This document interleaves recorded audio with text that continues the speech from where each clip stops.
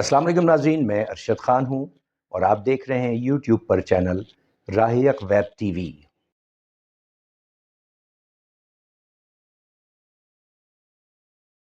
حضرت معاویہ رضی اللہ تعالیٰ عنہ ان جلیل القدر صحابہ میں سے ہیں جنہوں نے حضرت صلی اللہ علیہ وسلم کی کتابت وحی کے فرائض انجام دیے۔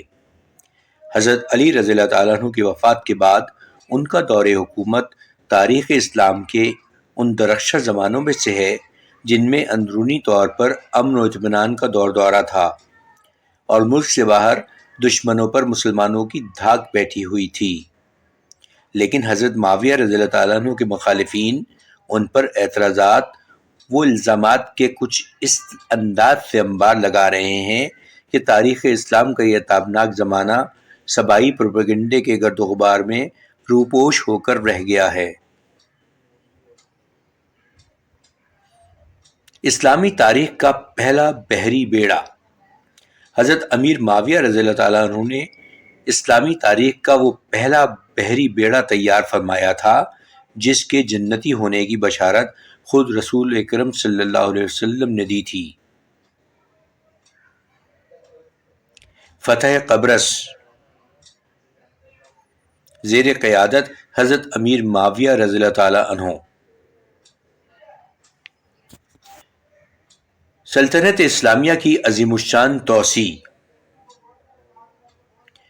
حضرت علی رضی اللہ تعالیٰ عنہ کے دور خلافت جو کہ تقریباً 4.5 سال کا تھا، اور اس کے بعد 6 مہینے حضرت حسن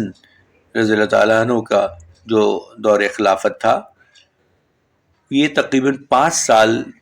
جو تھے مسلمانوں کے لیے بہت مشکل وقت تھا یہ، کیونکہ اس وقت اندرونی طور پہ جو خانہ جنگی تھی وہ بہت زیادہ تھی، جس کی وجہ سے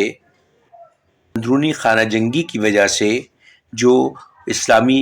سلطنت میں جو اس سے پہلے توسیع ہو رہی تھی، مسلسل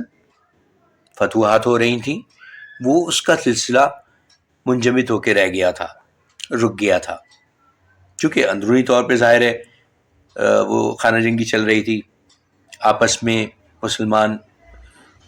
مسلمانوں میں آپس میں لڑائی تھی، اور ایسا بھی وقت آیا تھا کہ ایک ہی دن میں 10,000 مسلمان جو ہے وہ انتقال کر گئے تھے لڑائی میں۔ تو بہرحال حضرت امیر معاویہ رضی اللہ تعالیٰ عنہ کا جب دور خلافت شروع ہوا، اس کے بعد اندرونی خانہ جنگی کافی حد تک ختم ہو گئی، اور پھر اس کے بعد دوبارہ سے سلطنت اسلامیہ کی توسیع میں جو ہے وہ توسیع ہونا شروع ہو گئی۔ ان کی خلافت کی جو مدت تھی وہ تقریباً 19 سال رہی، 41 ہجری سے 60 ہجری تک، اور فتوحات کے بعد جو اس کا سلطنت اسلامیہ کا جو رقبہ تھا وہ 64,65,000 مربع میل تک پھیل گیا تھا۔